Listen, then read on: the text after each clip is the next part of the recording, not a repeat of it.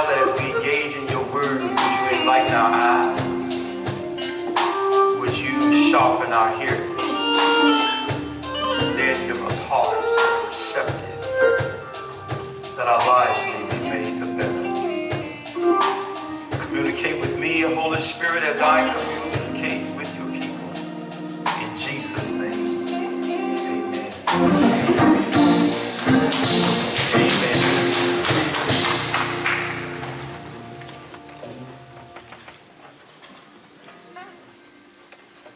God is good all the time.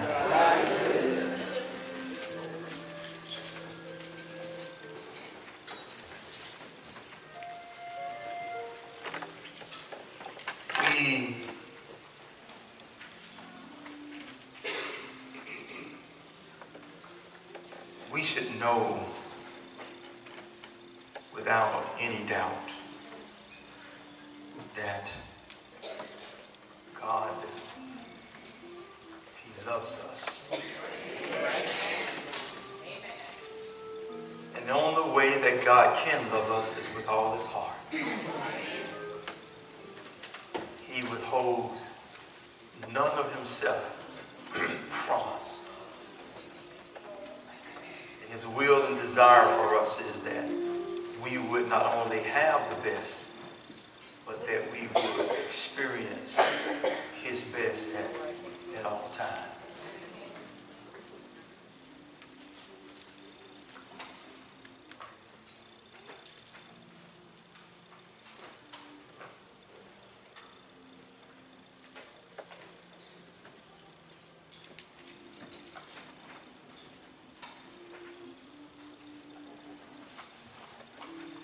And because of God's love for us, we should be experiencing unusual favor. Amen. Amen. Amen. Let's do this in a lease.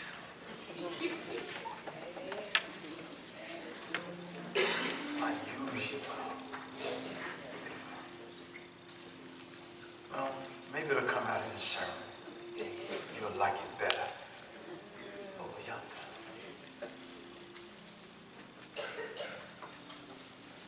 Oops. Bear with me for a second. I'm trying to get myself together. Here we go. Psalm 27.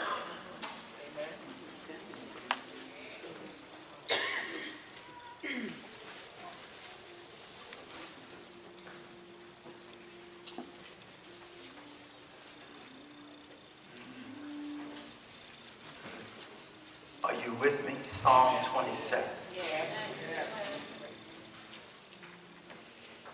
I have an old hymn ringing in my head. Psalm 27, and we want to read for our text verses 13 and 14. When you found it, say, I got it. I got it. And I'm going to try to pick up the pace a little bit. Psalm 27.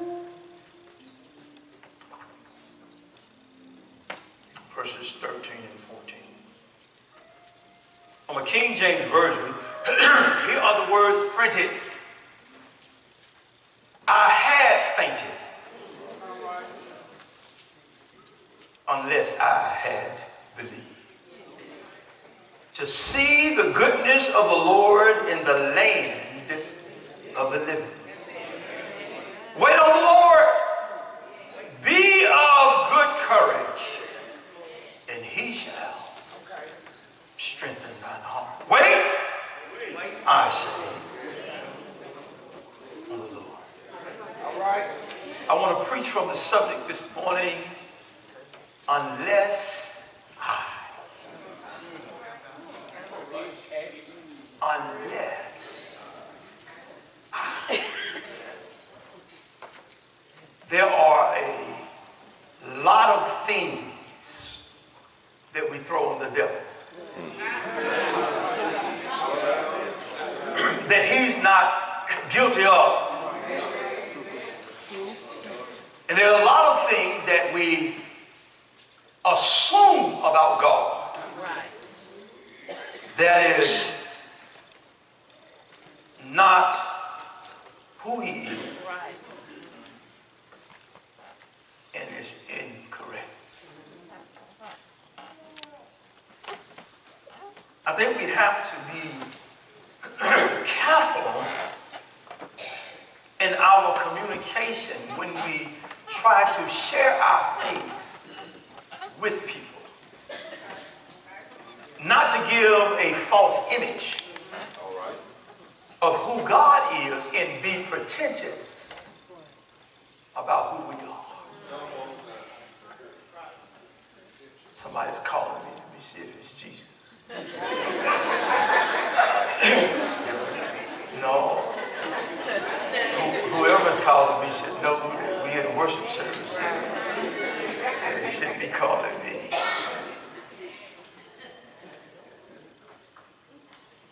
I know that it's impossible to burden God because he is omnipotent. And with all of our cares in the world being cast upon him, it's not too much. All right. But I do think that there are some things that we put on God that we should be bearing ourselves.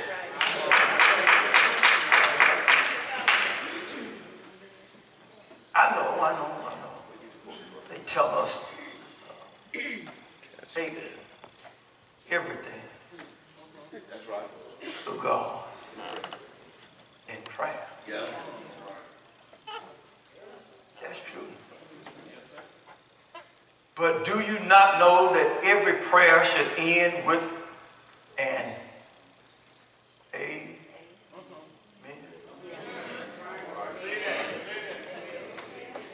Can I have some didactic moments here? Amen to a prayer really is the benediction.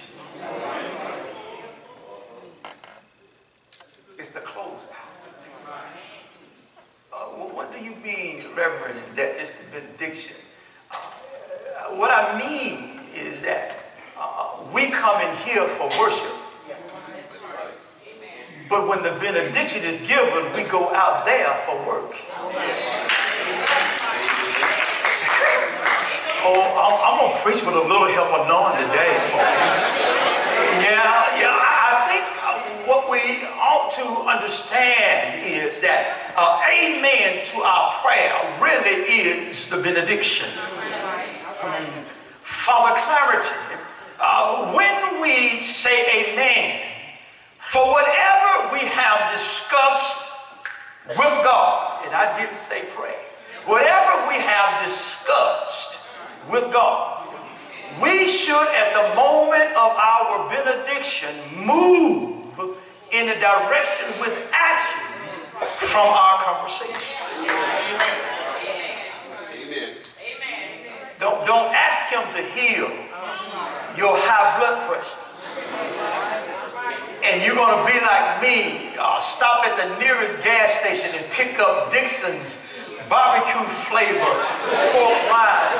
And when you get home, you're going to fry you some right bacon.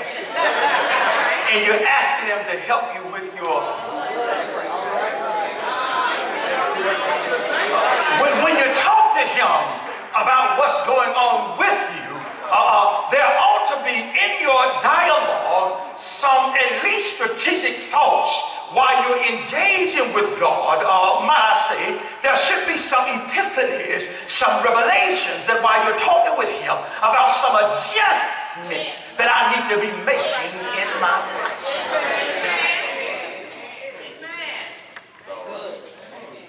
Amen is the benediction in our prayer, which means that I'm done conversating with him, now it's time for me to commit to the word that I just finished talking about. Help me to be a better person when you say amen, your determination that when folk don't do pleasant things, you do better. Rather than giving them your last words, why not just zip it up and give them no words? Just the things that you're trying to pray and ask God to help you with. You must realize that God is saying to you, unless you do something, then I won't be able to fully help you.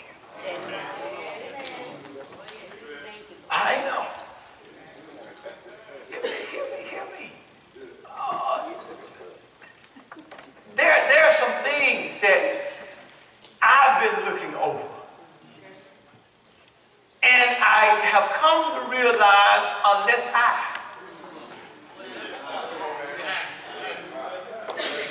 not looking, trying to blame it on nobody else, but unless I do something different, unless I change some things, unless I watch my conduct, my mannerism, my behavior, unless I watch how I engage, unless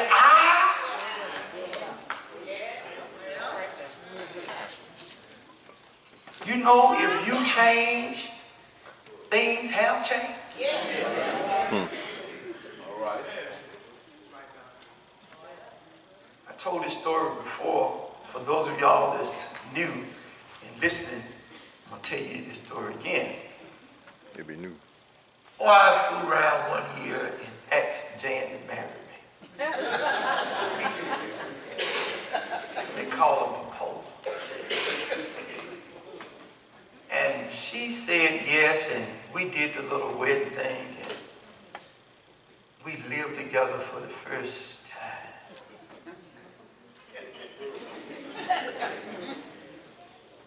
I used to hear Reverend Luckett have an expression that when folk fall in love and when folk get married, they just eat each other up.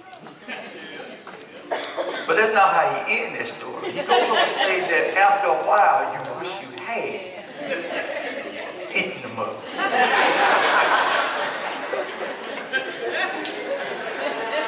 Man, about 6 months into this thing, about 9 months into this thing, I was like, what in God's creation have I done? Why on earth did I ask this woman to marry me? God, I could have been trying to get toads out of the pond, catch a fish with a stick. I could have been trying to ride an airplane on a boat. I could have been shooting arrows with a gun. I could have been doing anything else than this. And the first 6 to 8 months, 12 months, I really thought about, like, sometimes dating. She know this, so don't y'all run back and tell me. She already know this. Her story is the same as mine. But I wasn't easy. Man, I started thinking almost on a weekly basis, what's a nice way to tell her to go home?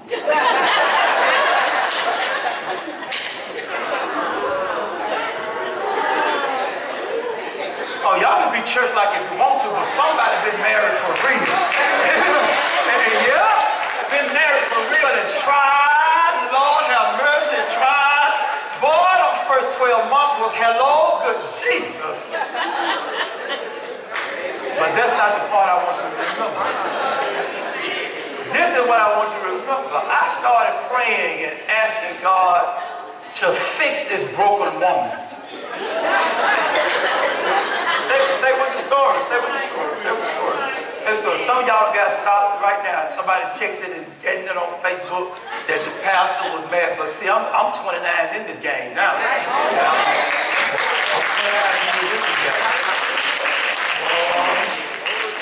I got battle scars, wounds, crutches, and canes, and walkers, all that in the closet, trying to get to 20. Y'all can put your phone songs down trying to record me live, but here's what I want you to remember. I prayed and told and asked God to fix this broken woman. I always believed that God would hear and answer prayer, but in God answering my prayers, he started showing me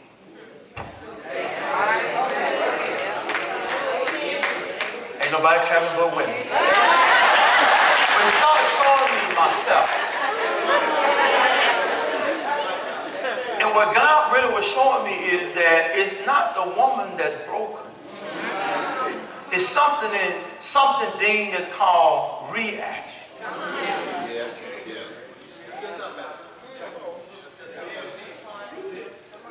Something called reaction.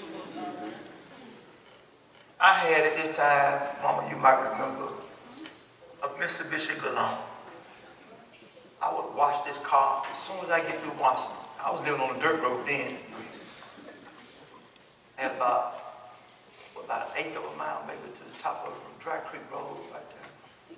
Be off on the pavement. And Jan would get in that car as soon as I washed it and unmalled it. And go the opposite way to her parents' house, which was about a mile or so down the dirt road. And you could see dirt standing in tall.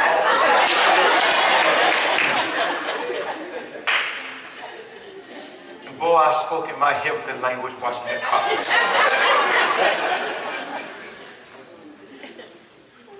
But the more I prayed about her, the more God revealed me.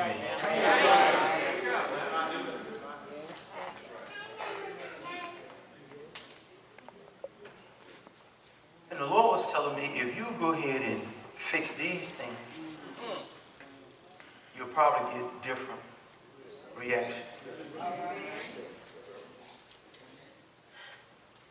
I couldn't blame Jan any longer for being the only problem in the marriage. But I had to strap my boots up. Realize that I was making some bad contributions to it as well. That was hard.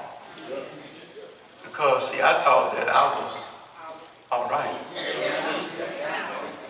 And I thought that all the faults were hers. And at least the major faults were hers. And I didn't have very many. But even then, God communicated to me, unless I change something. Oh, I'm preaching real hard now. That sounds like I'm preaching real hard now. Yeah. Now, I don't know. I only know a very truthful William that got married and was happy. 4 days. I only know a very few. And the ones that were happy every day lived in one state. And the other one lived another one, and it was a long distance marriage. And when they finally saw each other, it wasn't nothing to fuss about. It was just catching up on things, you know, what movie, what park, whatever, you know, text message y'all send about what y'all gonna do when y'all see each other. But that's the only perfect, I mean, not perfect, but good. I mean, because another thing Reverend Lucky used to say is that tongue and teeth fall out with each other. Well, what are you saying, Gary? That I'm saying that we have to learn to own some things and be responsible. I've used about 20 minutes of my time of the 60 minutes I'm going to preach, so let me finish now. So what we end up with here is realizing unless I, no one else. I ask for didactic moments. Quit putting your fate in the hands of humane.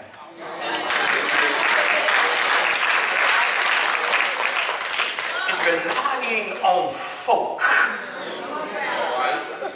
to do things for you that you should be doing for yourself with the help of God.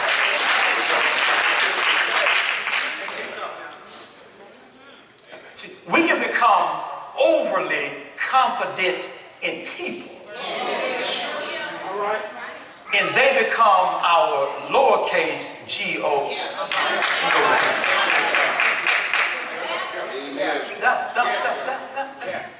Yeah. Every time something go wrong, rather than looking for a prayer space, you start looking for your phone.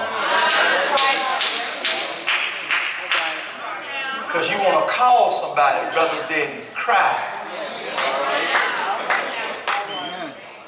I know him right now. I know him right now. Yeah, we have a tendency to give our friends all of our business. And give God just the stuff that they can't handle.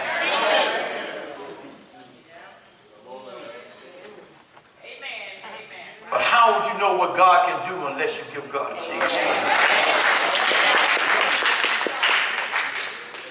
I read somewhere the other day, for with men things are impossible, but with God all things are possible.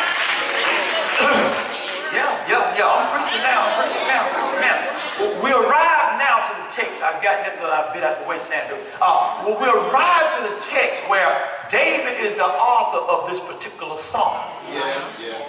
Psalms are never in 100 divisions because there are not 100 divisions of psalm. It's only psalm is divided into 5 books, 5 divisions. And when we call Psalm, not Psalm number 100, it's just Psalm 100. And David didn't write all of the Psalms. Can we take that as a didactic moment? Because a song from David. No, that wasn't a song from David. Some songs just say the musician. It doesn't give a name. Are y'all with me? I'm just pointing out some obvious things here. But we'll arrive at this particular Psalm 27. And it seems as though, in context, that David has he's either experiencing some troubles, or he is come out of some troubles, or he is getting ready to enter through the threshold of trouble. Nonetheless, trouble is evident with David at this particular time. And David begins writing this psalm because I want to say, not what other theologians have said, but I want to take it to say that David has arrived in his relationship with God that is no longer predicated upon his father or his mother. But out of David's experiences, he has gotten to know God for himself.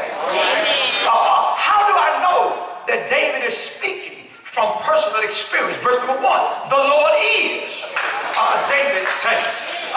No one can make a declarative statement about God's reality unless they have experienced God somewhere.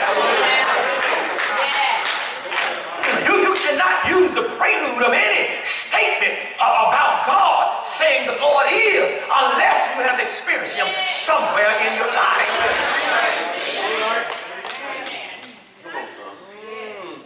David had to experience God. Where did David experience God? I know a couple of places where David has experienced God.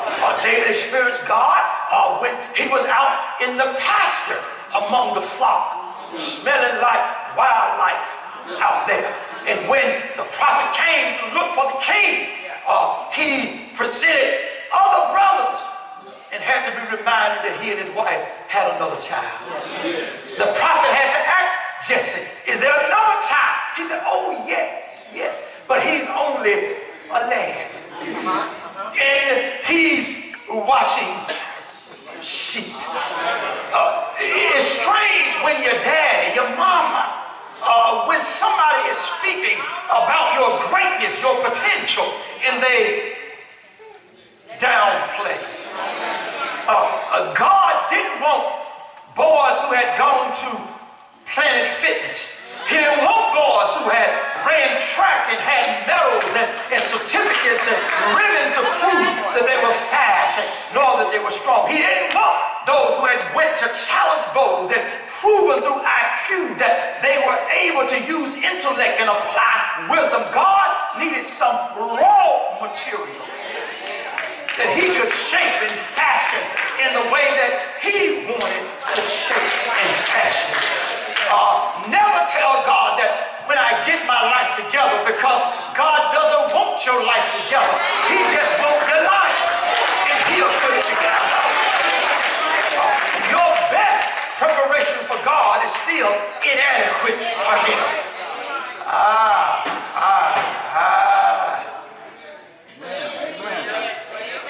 Where did David know God from? From being chosen, not elected, but being chosen to be the king of Israel. I'm sure David probably said, me being the youngest one, like my dad said, out here watching sheep, boring, throwing rocks and picking straws and making whistles and blowing my horn. Boring. Who would want to use somebody like, but he said David was a pretty one. He probably could have been a male fashion model before they would have elected him to be a king. But God chose him. That's one way that David experienced God. David engaged a bear, lion.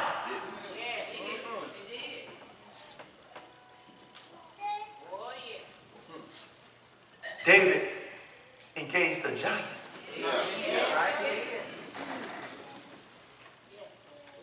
David engaged a king. All right. But through it all, God helped him.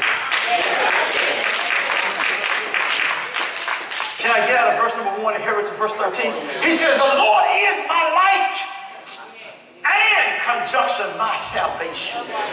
David makes two declaratives the Lord is with the statement that the Lord is my light and my salvation, with a rhetorical question behind each one of his statements. Shall I? David said, I've been in the dark and I've been in hard places, but not only have God given me light, but God has rescued me out of every place I've been. Who shall I fear? The Lord is the strength of my life. Of whom shall I be afraid? David lets us know that even when I'm too weak, God's hands are strong enough to carry me beyond my fears.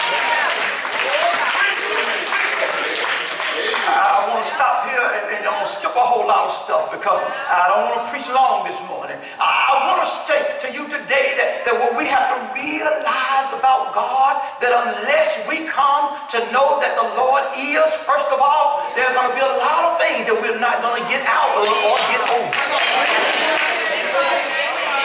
Yeah, you got to tell yourself that, listen, I don't care what nobody else say. I know God is real. I know he's real. I've seen him work.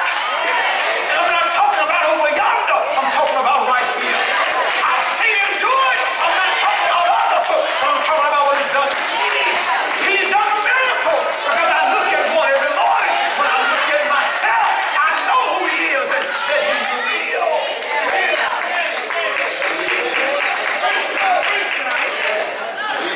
I know, but when I look around, I see him moving among other folk just as well. Oh, yes, I have. I've seen his hands on the lives of other folk. I've seen him get folk about sick beds. I've seen him pull folk out of dangerous situations. I've seen him heal folk in their infirmities. I've seen him put big folk back up from their feet. I've seen him change some things. I've seen him do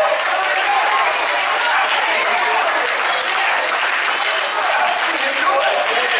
I've seen him take people from nothing and bring them to abundance.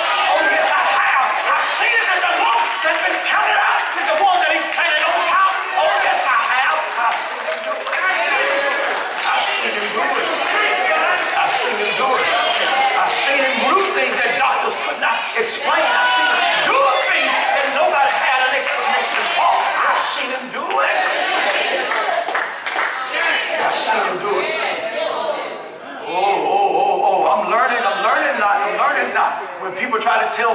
favor ain't fair. That's a lie. Because God's love is fair. And if God loves me, I'm experiencing God's favor.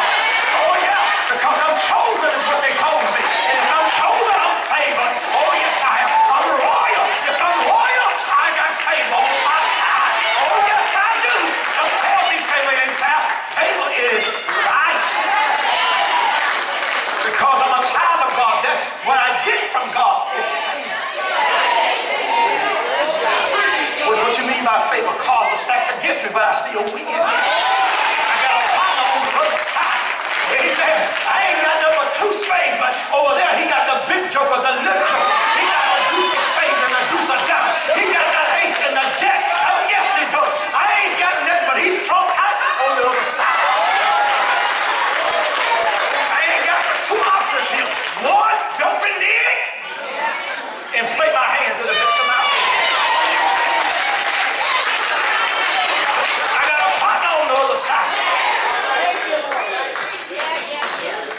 I'm distracted with my sickness. He knows what's been played. When I'm distracted with my problems, he knows what's been played.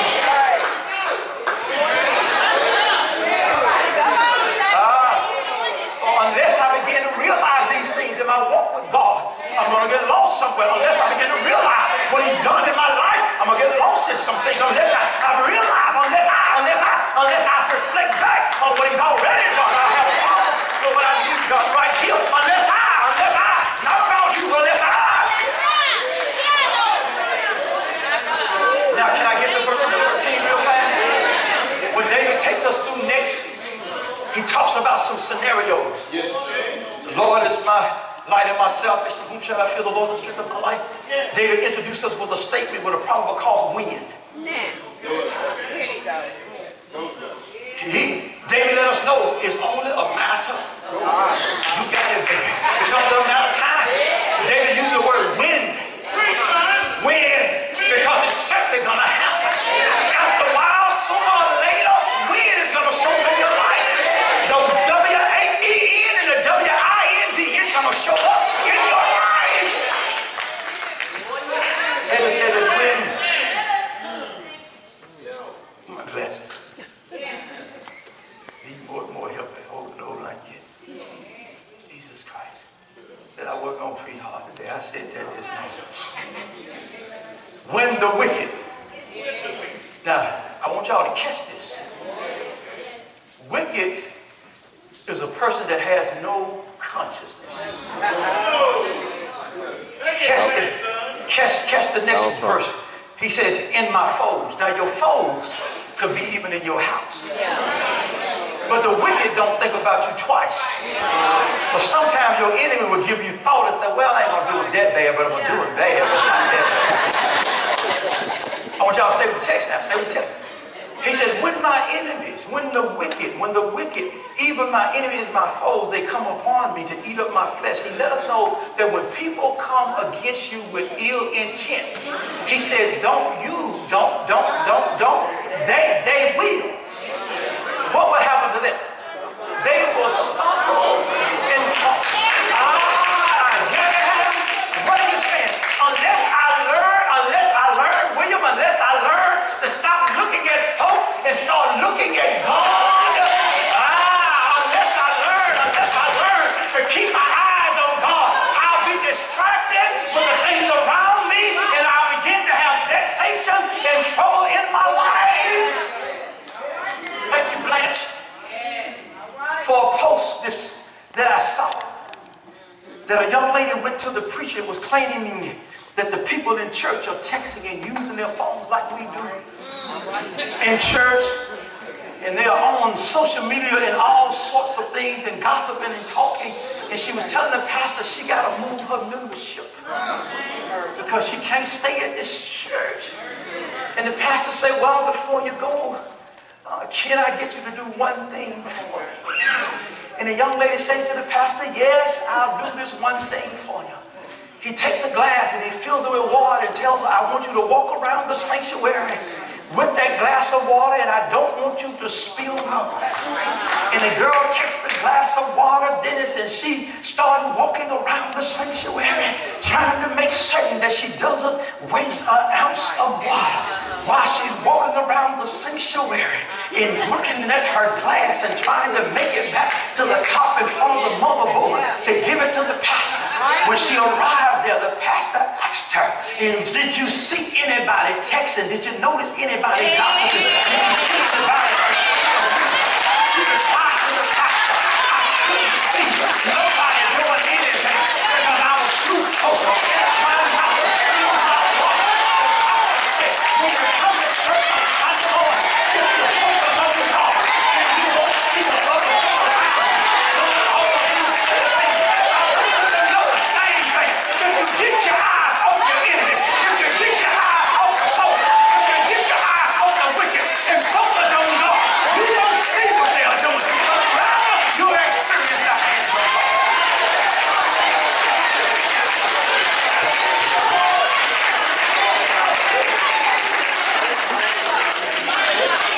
He moves from when to though.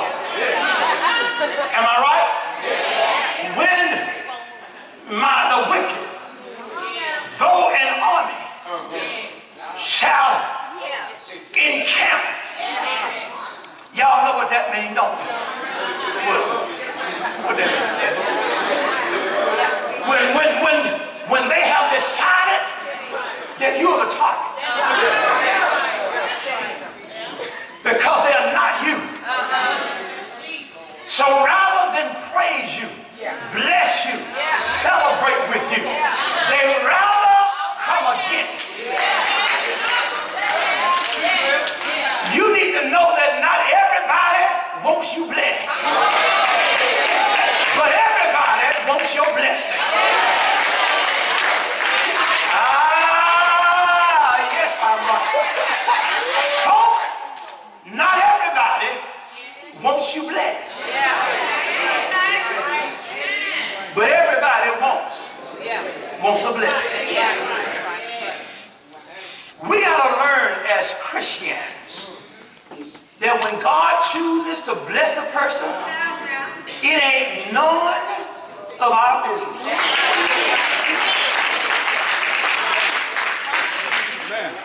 Whereas we begin to say how much greater we are than they are. I want you to know that when we were without strength, Christ died for the ungodly. He died for me. When I didn't want him, he had already died. Oh, look at me like, what you mean when you didn't want him? You know you didn't want him. There was a time when I didn't want him. Because I knew that if I brought Jesus in my heart, there were some things I would have to give up, and there were some things I didn't want to give up. I said, wait, you hold off a minute. Now, let me go ahead and get to 13. He says that though an army shall encamp against me, though they shall make me their strategic target, and though war shall rise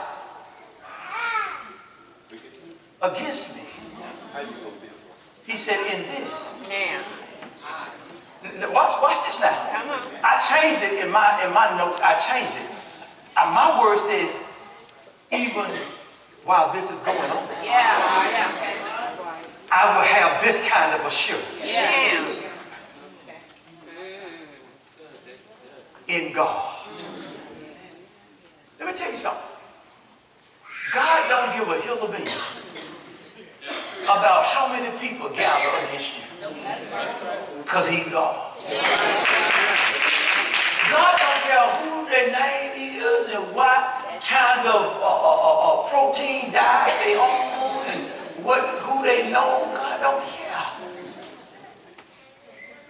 And we shouldn't care. Though an army shall encamp against me, though forces should come against me, even in this time I will be confident. We can't be faint of heart because things doesn't look like they're going to turn out right. We can't be faint of heart because it looks like it's more of them and fewer of us. Can I do something real quick? Show me in the Bible where God's folk were ever more than their enemies.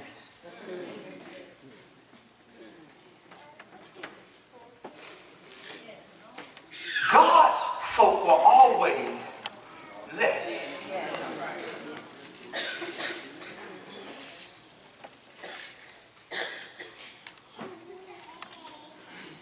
You think God gonna change the scene for you? Why does God use less and not greater? Because it takes your credit out of it.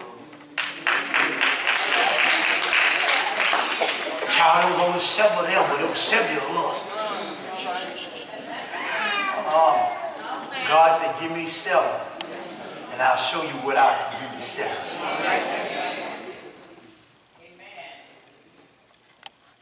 Are y'all capturing what I'm saying?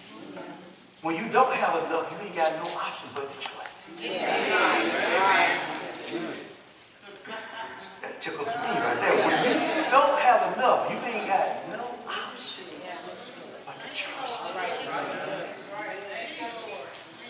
Though an army shall encamp against you, though war shall rise against me, in this I will be confident.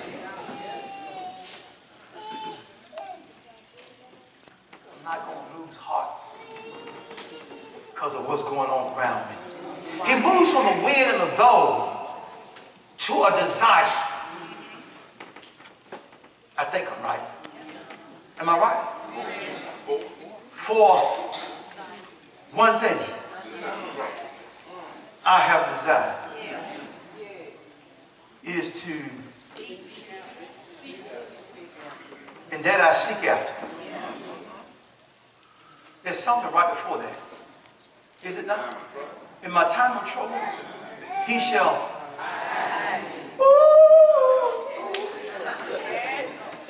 Though war, when the wicked, though armies, he said, in the time of trouble, he shall do what? Y'all ever read this scripture right here, Russell, that the battle is not yours? But why would God hide me? Because you don't need to see, because you really don't need to fight. I'll fight your battle.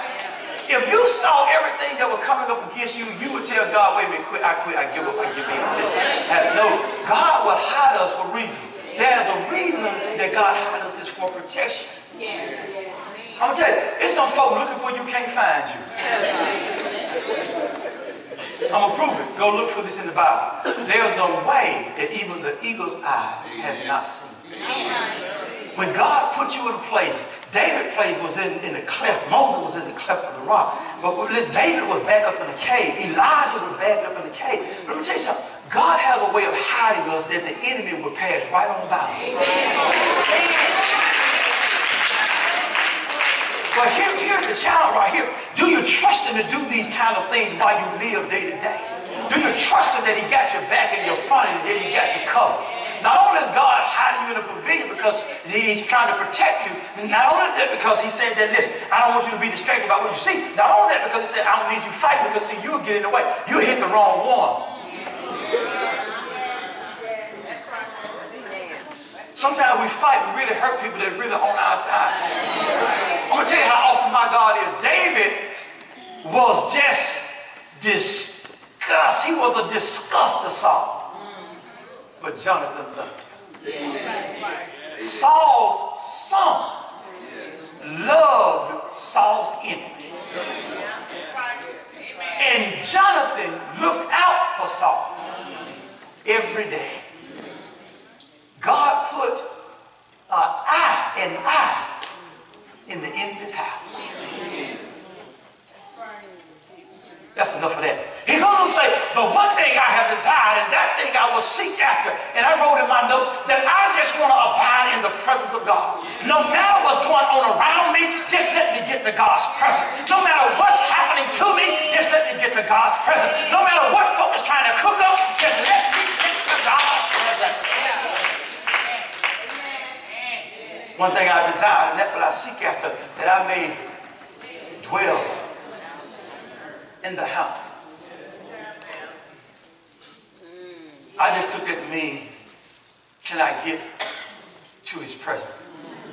But if I had to elaborate, then I would say that God told Solomon that I would put my name in a place and my name will be there forever. That whenever you come in, you'll find me there. No matter what you're coming out from, I'll still be right yonder. Hallelujah. Some of us need a place that we can go to when every other place seems to be in chaos. Now, he goes on with some more chatter, but I want to get to 13 because I'm tired.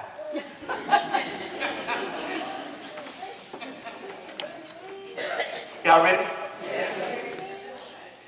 I would have failed,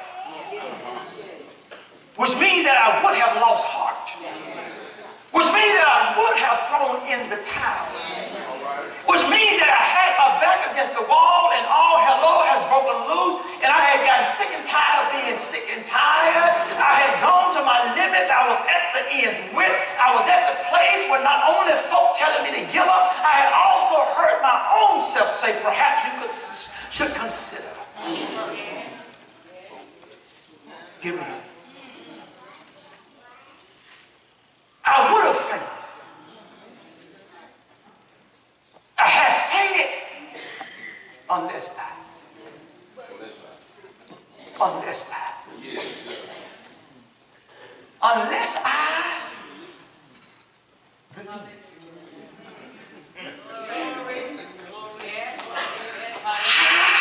that messed me up, man. I would have fainted. I would have let go unless I believed that there was more to look forward to than to look back on. Unless I believe, check this out, to see the good of the Lord in the land of the living. What David says is that out of all that's going on, I still got hope. Out of all that's going on, I still believe. Out of all that's going on, I still trust him that even in my ugliness, he's going to make it turn out beautiful. Even in my mess, he's going to do a miracle. Even in my gloom, he's going to make it glorious. I believe. But this is what I had to do, Lisa. I had to take that unless I believe to see the good. I had to take that with my pen and go all the way back from verse number 13, all the way back up to verse number 1, because I had to believe that the Lord is. Because the only way I can have hope that my future is better, the only reason I have hope that God can work it out is that I got to believe that God is real.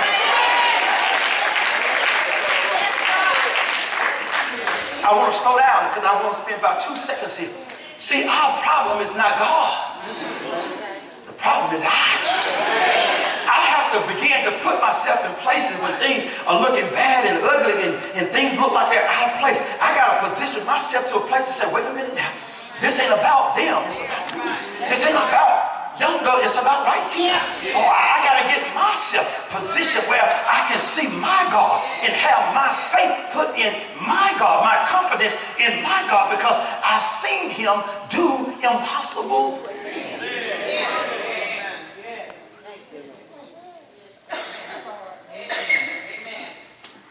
Unless I believe to see the good. David is telling himself, this don't feel right, but I believe it can turn out right. I don't know who else I'm talking to beside me, but life has put us in a place where it seems like the cards are stacked against us. And I want you to know, don't keep looking at your hand. Your hand is your hand.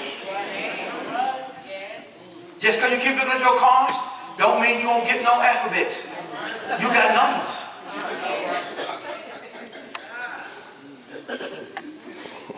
But I'm going to tell you, I seen it happen. I seen it happen.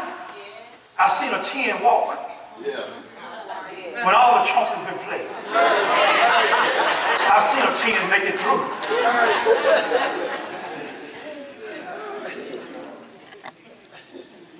I'm going to do you one better. I seen a 5 do it. All trumps are played.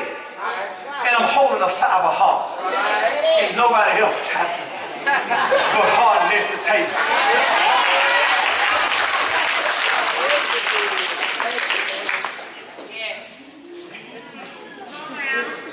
I hope I'm making sense here. Just when you thought it was over, you held something in your hand. That's what I'm about to say that nobody else can.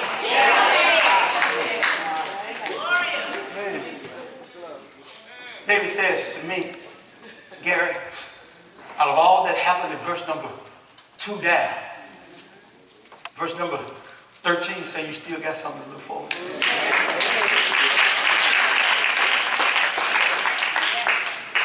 You still got something to look forward to. See, this right here, what I'm talking about right here, these are private conversations. You don't have these on Instagram and Twitter and Snapchat and Facebook. These are private conversations. I know that it don't look good. But I'm looking for His goodness.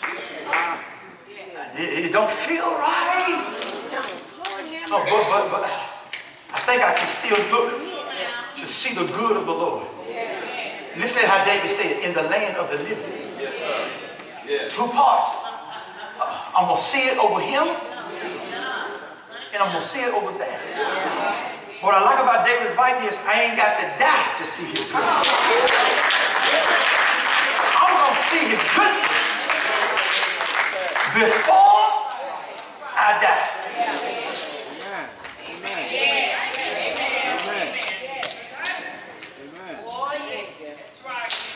God is pulling us out of all the time. The only thing that you got to do, give him your hand. He wants to pull you out all the time.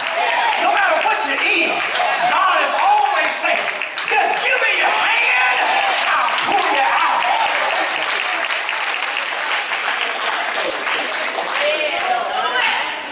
Oh, I forgot something. Wait on the Lord.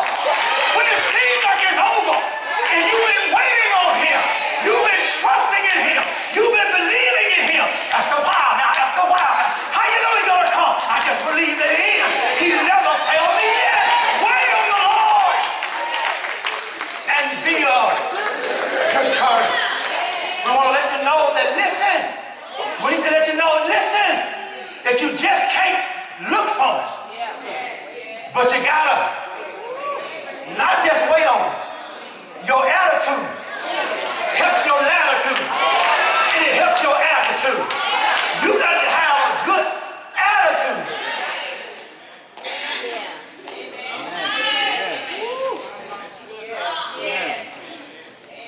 You got to have a good attitude.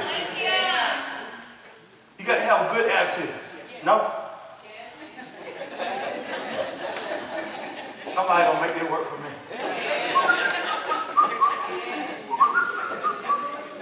I'm singing my song. Carlos, you don't know what I'm listening to. I'm doing it against you. Okay. I think I'm gonna stay with you.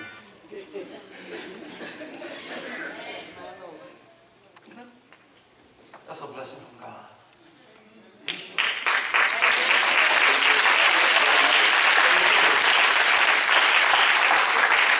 Now look how she praising God for what she gets. And she praising God even more. And God that gave us something that ain't got to give her. Lord have mercy. Go to our place and give us something else.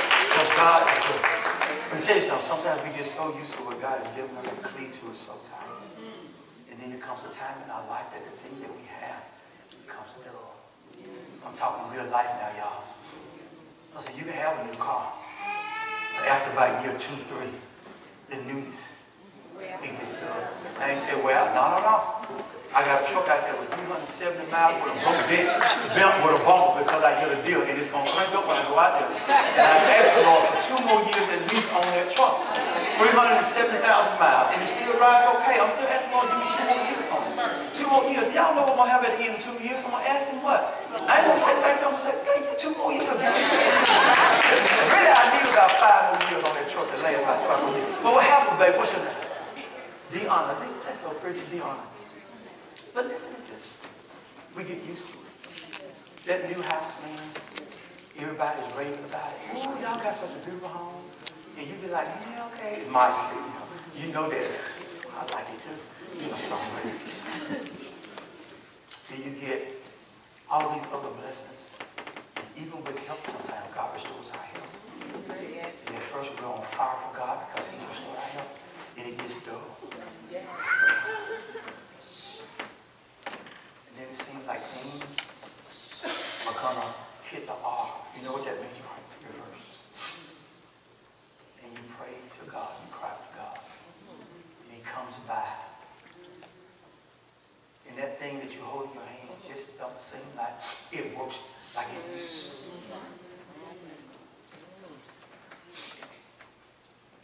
But it used to. So much joy I had at first, but now it doesn't work like it used to. But it's something called sentimental fact. We'll cleave onto it with your life. And God says, hey, I got something else. With mercy. And you'll say to God, I don't want to let it go. Shake your head like this. I don't want to let it go. He says, Deanna, right? Can I have it? And he says, but God, out of all I've been through to get this, it's mine. I paid my tithes, I went to church, I went to Bible class, all that stuff. I treated folks right. There's no way I'm going to let it go. Then you call your mom. I need you to touch and agree with me. And she said, baby, I got you. Touch and agree, because we ain't going to lose nothing. Before we take it back, we'll add more to it. And God said, no, release it. And you're saying, no, I called my prayer partner. Mama, it's really, really hard. Baby, we're going to have to just start fasting.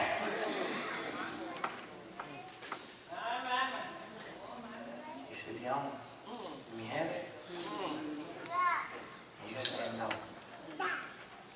And then, one day, something happened. You really, you keep your hand on it. Put your hand on the top. Put it in my hand. I need that hand free. Why? I need your hand on the top. Because at the same time you're giving up something. At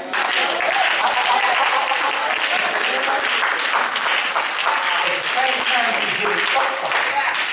You're positioning something.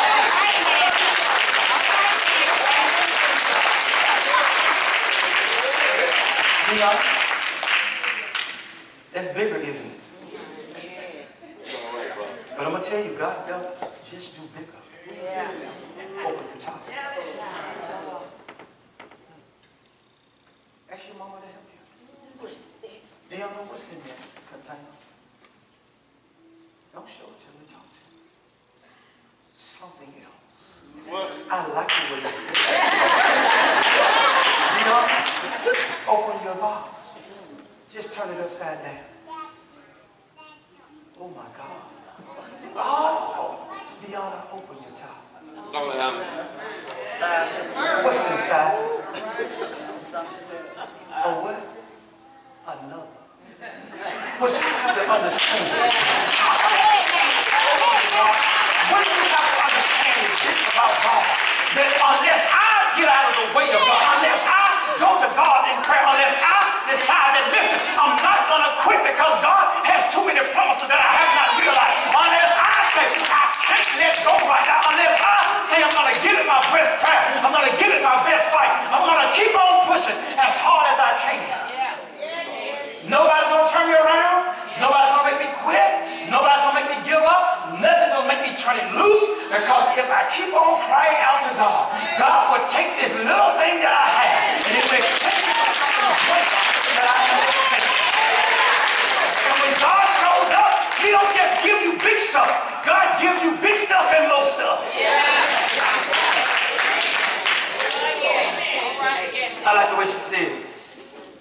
something else.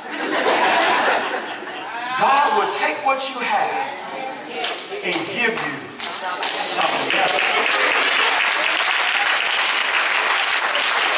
I think I did the last verse. Wait on the Lord and be of good courage. Wait, I say. Are you finished unpacking? Are you finished unpacking? Wait, I say. On the Lord. Amen.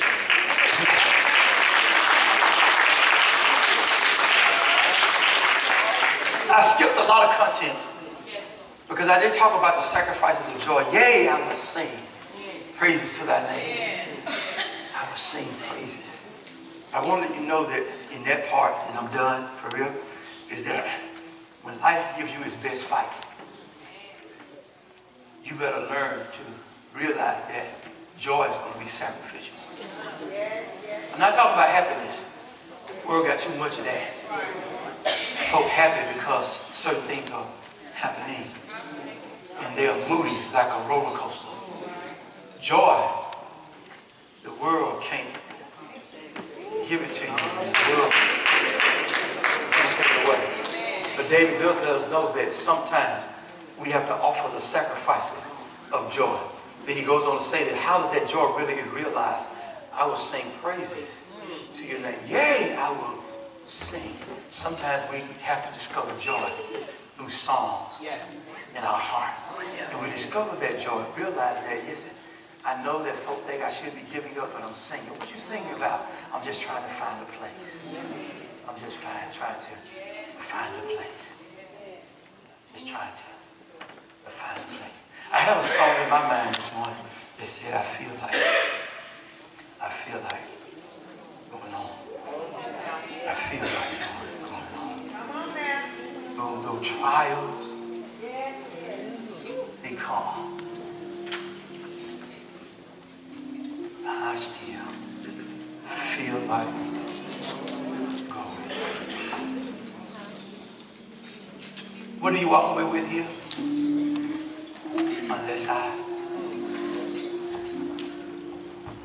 Unless I believe, see the goodness of the Lord. Let me tell you something. No matter what your challenges are right now, when you go through it, it's better on the other side. Amen.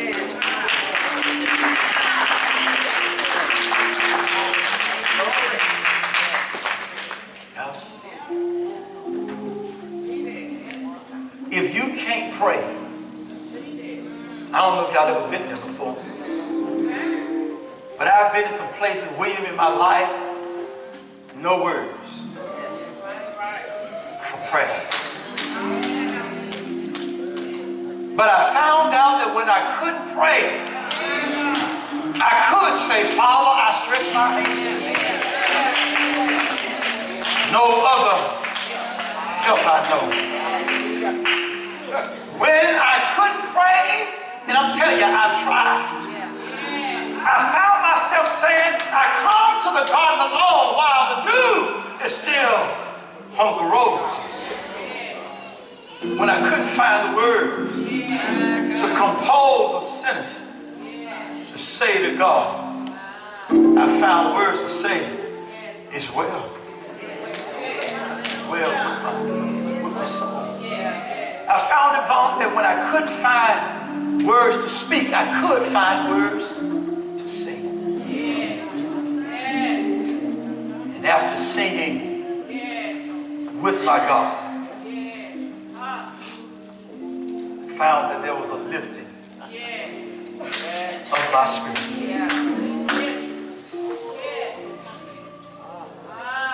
What am I going to do? Believe? You don't need to call not one more person. Believe. You don't need to take one more person. Believe. That verse talks about David's expectation. David said, out of all that's going on, I still expect to see God's good.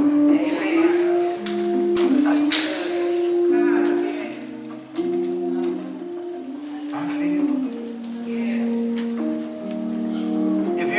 born again, your desire is to give the Lord your life. Hand. Say to him, God,